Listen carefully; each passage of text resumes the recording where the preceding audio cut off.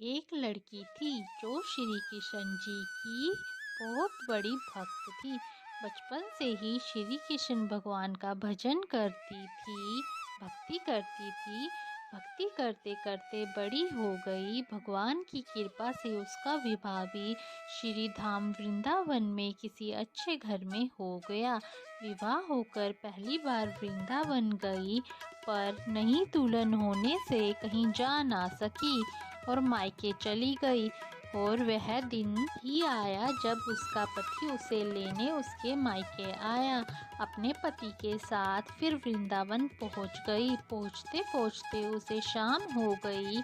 पति वृंदावन में यमुना किनारे रुककर कहने लगा, देखो शाम का समय है, मैं यमुना जी में स्नान करके अभी आता हूँ। तुम इस पेड़ के नीचे बैठ जाओ और सामान की देख रेख करना, मैं थोड़े ही समय में आ जाऊंगा। यहीं सामने ही हूँ, कुछ लगे तो मुझे आवाज़ दे देना। इतना कहकर पति चला गया और वह लड़की बैठ गई। लड़की ने एक हाथ लंबा घूंघट निकाल रखा था, क्योंकि गांव है, ससुराल है, और वहीं बैठ गई। मन ही मन विचार करने लगी कि देखो ठाकुर जी की कितनी कृपा है। उन्हें मैंने बचपन से भजा और उनकी कृपा से मेरा विवाह भी श्री धाम वृंदावन में हो गया।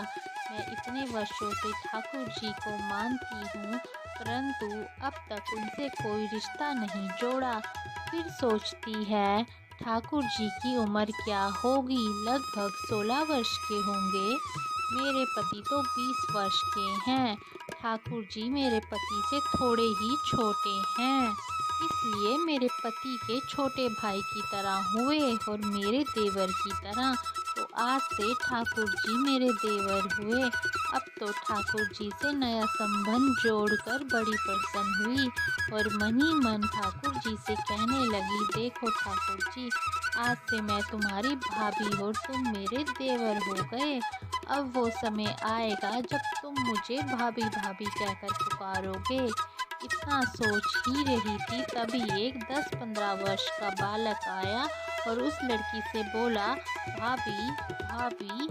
लड़की अचानक अपने भाव से बाहर आई और सोचने लगी, वृंदावन में तो मैं नहीं हूँ, ये भाभी कहकर कौन बुला रहा है। नई थी इसलिए घूंघट उठाकर नहीं देखा कि गांव के किसी बड़े बूढ़े ने देख लिया तो बड़ी बदनामी होगी।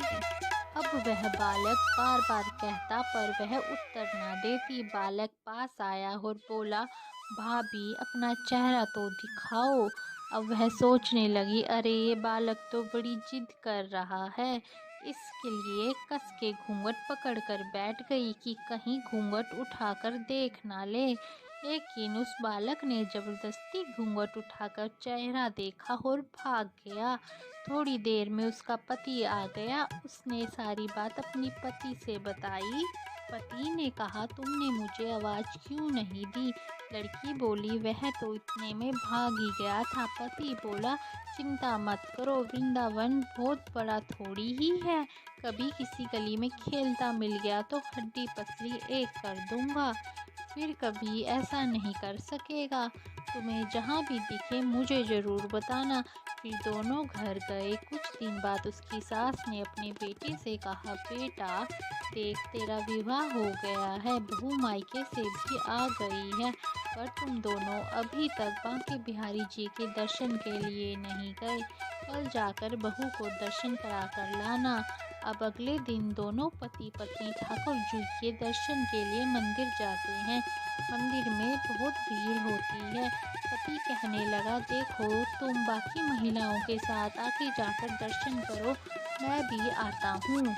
अब वह आगे गई पर घूंघट नहीं उठाती। उसे डर लगता है कोई बड़ा देखेगा तो कहेगा, नहीं बहू घूंघट के बिना घूम रही है।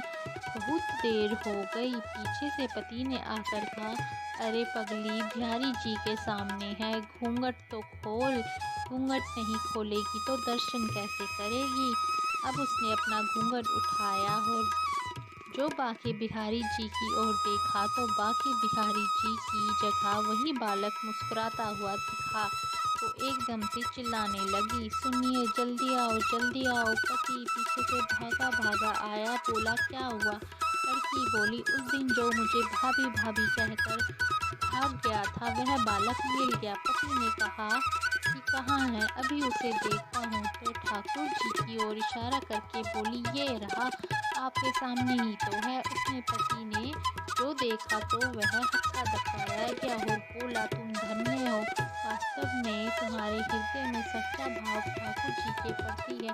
मैंने इतने वर्षों से वृंदावन में हूँ, मुझे आज तक उनके दर्शन नहीं हुए और तेरा भाव इतना उच्च है कि बिहारी जी के तुझे दर्शन हुए।